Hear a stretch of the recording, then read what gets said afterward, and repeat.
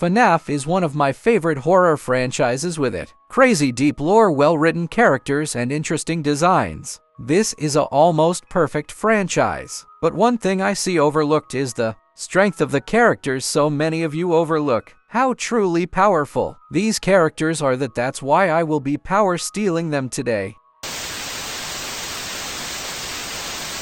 So first, I must clarify that according to Scott Cawthon himself, the books are canon to the games in a way so I can use feats and lore from the books. Second, I will be using Springtrap to scale, so without farther ado, let's get started.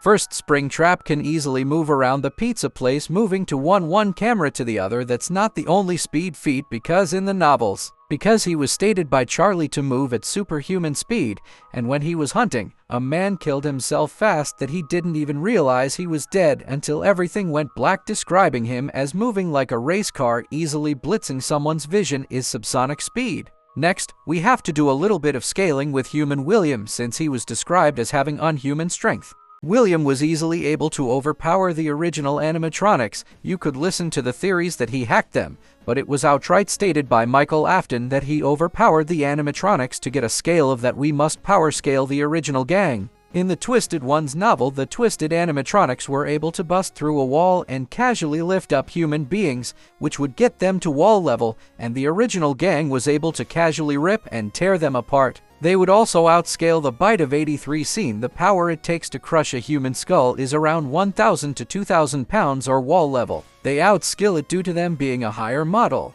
They are able to suck up the energy from the pizza place, which is around 2 megawatts of power, or the same as a shock of lightning. This can casually get them to building level, showing how powerful they are with supernatural abilities. And William Afton, being able to easily destroy them would casually get him to building level. Another thing is that the animatronics shove you into a suit when you die so horrifically that your bones, eyes, teeth, and organs get deformed and broken. Breaking bones and all that get you to wall level, but that's casual for them.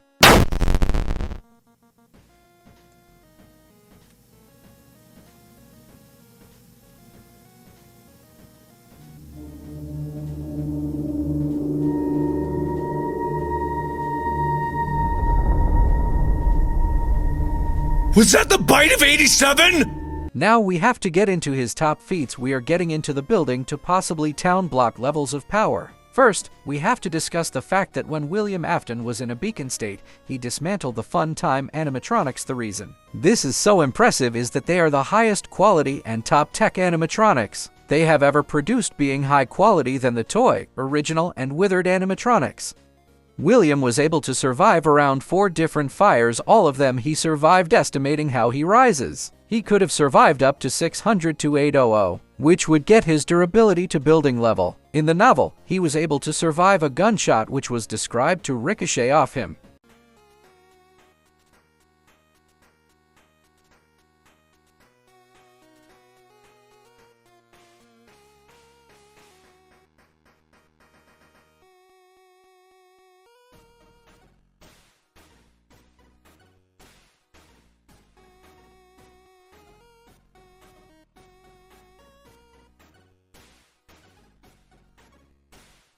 So far, Springtrap can easily get the large building levels of power, but now we must talk about his spiritual presence and how he is unbounded by our worldly laws. The FNAF power system is known as Agony, or simply the power of souls. It can be connected and fused with metal, which is how most of the animatronics are possessed and produce agony.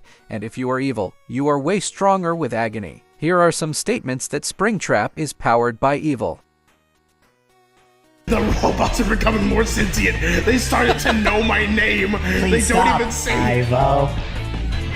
William Afton is known to always come back, but people don't understand how hard it is to keep William down, because just by the mimic coming in the contact with remains of William, he was able to possess the mimic and give him supernatural powers like absorbing the pizza, Plex power, and controlling the other animatronics. It's the same with Glitchtrap.